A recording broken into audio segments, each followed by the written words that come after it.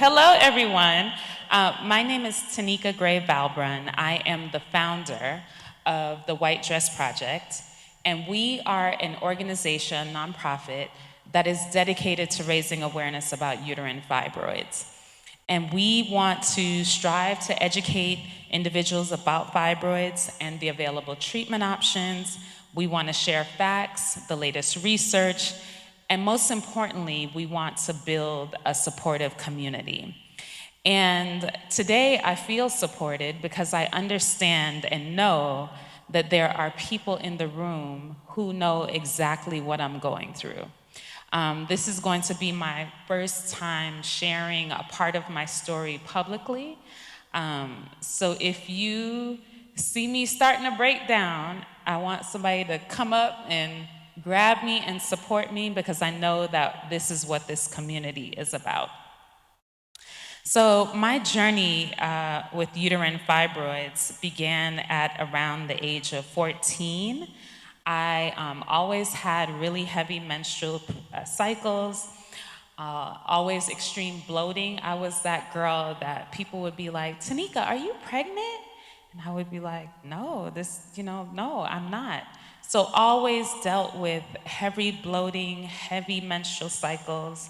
I remember, going through the grocery store and looking at tampons and thinking to myself, like, who are these people that wear tampons? Like, I don't even understand how, the way that I bleed, how a tampon could even hold it. I was often called bag lady in school because I was always the girl who had an extra bag of clothes with me, pads with me, always had extra leggings in the car, never felt comfortable leaving home with any of those things. So around the age of 20, my symptoms became unbearable. And I was told by a physician that the best thing for me to do was to have a DNC. And if medical terms, a DNC is used to remove tissue from your uterus. And I was terrified. I had to have the conversation with my mom that, I'm not having sex, I'm not pregnant, I don't know why this is what I'm being prescribed and told to do, but we decided to do it. And of course, the symptoms did not improve. By this time, I probably was on my fifth or sixth blood transfusion due to anemia. But I kept going without addressing the issue because obviously I was in school, I wanted to start my career, and I just kept life moving. And after a few years later, I was diagnosed with fibroids, but I was told to watch and wait. And obviously, because of the nature of fibroids, they grew. And the bleeding continued, the bloating continued. I continued to have grave anemia and had to continue to get blood transfusions, but I just kept moving on with life. So some years later, I got married and I went to see a doctor, and he told me that my uterus was way too compromised. I just needed to have a hysterectomy. I would never be a mother, just forget about it. And I'm sure as you're hearing my story, you're thinking, like, what kind of doctor would say this? But in our community and in my own personal experience, we found that when doctors are not familiar or haven't seen particular cases, then they tend to prescribe hysterectomy. So I was 34 years old, had the greatest desire to be a mother, but I was offered a hysterectomy.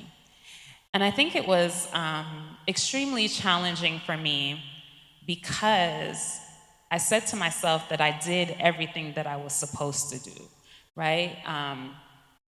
I don't know where this comes from in our culture, where we're taught, you go to school, you get a good job, you get married, and you have a baby. And I don't necessarily prescribe to that, but I felt like, okay, this is what my mom told me to do, and I did it, and it still hasn't worked out. So after years of managing life with fibroids, I went to the doctor. He told me a hysterectomy was my only option. I found another doctor shortly after that at Emory. And she said to me that, yeah, your uterus is compromised, but we're gonna have a myomectomy, which is the surgical removal of fibroids. And in that surgery, she removed 27 fibroids from my uterus. And I thought, okay, this is the time when pregnancy will work for me. During that time, during my recovery, I went into my closet and I don't know what it was, but I looked around and it struck me that I had no white clothing. And I am one of those like girly girls. I love all things makeup, dresses, feminine.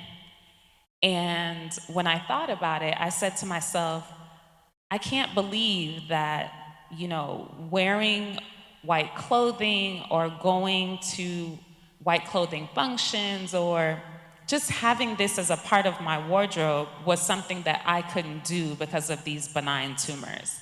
And people will always say, well, if you can't wear white, wear another color, wear black. But for me, it was significant because it's what I wanted to do. And to think that something was holding me back from that, something was dampening my quality of life, was very challenging for me.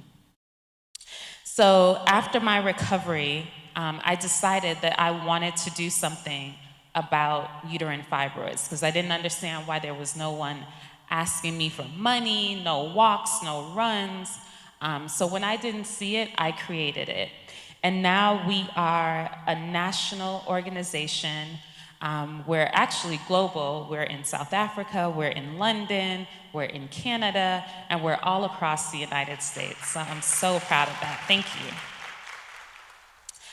So after that first myomectomy, remember I told you, I thought that, okay, here's our opportunity to have children. And within 5 years, it didn't work, and I had to have a second myomectomy in 2018. And since then, I have had multiple IVF cycles. I've had 2 failed embryo transfers, and if you know what that, I'm sure this community knows what that means, so I don't even have to explain. But 2 failed embryo transfers, and in October of 2022, I endured my first pregnancy loss. And, the doctor talked about it earlier and talked about how you blame yourself and you think of all the things that I've done wrong. And it has undoubtedly been one of the hardest things I've ever had to experience.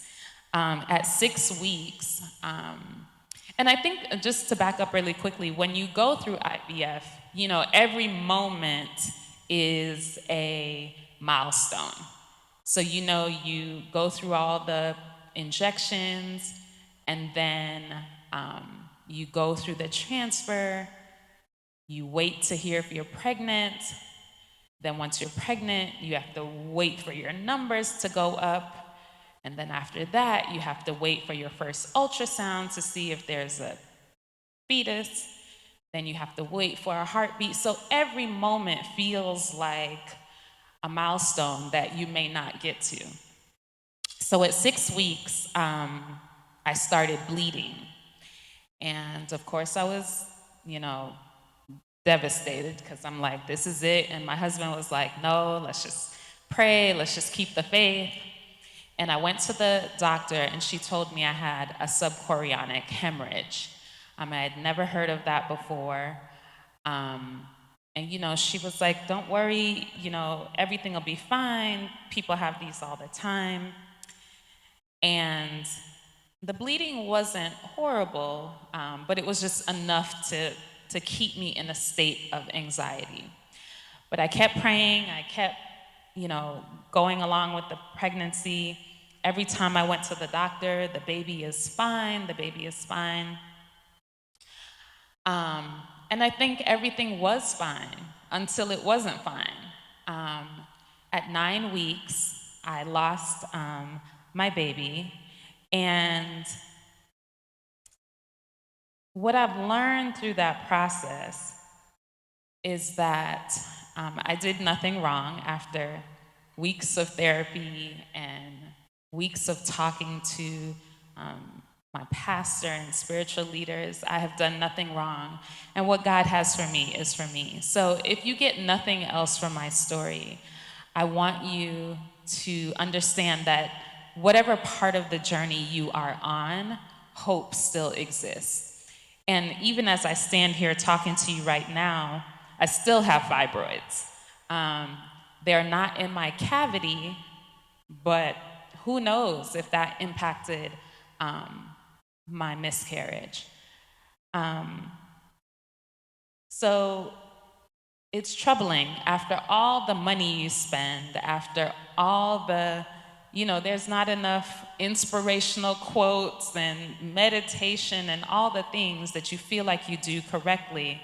There's not enough of that to get you through those dark moments. But I want you to feel hopeful today, knowing that someone like me is in your position, or someone like me is hoping to get to the other side of where you may currently be.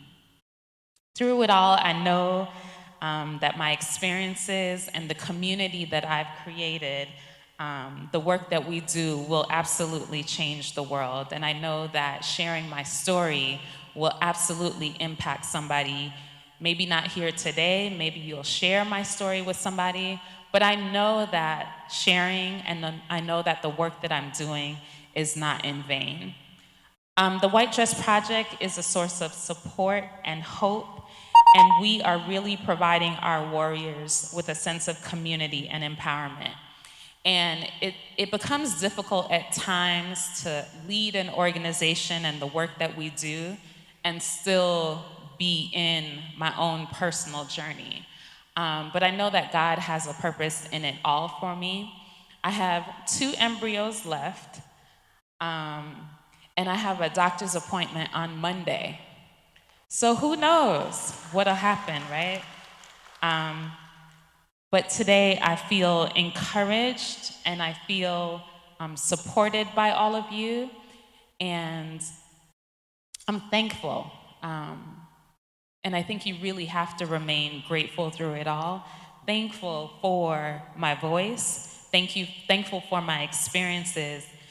And I'm thankful that I get to do this work and to meet communities like this that I know are supporting me. My plea today and my ask of all of us is for every single one of us to do more to raise awareness about infertility and uterine fibroids. We need action, engaging us in policy. We need policymakers to share our stories.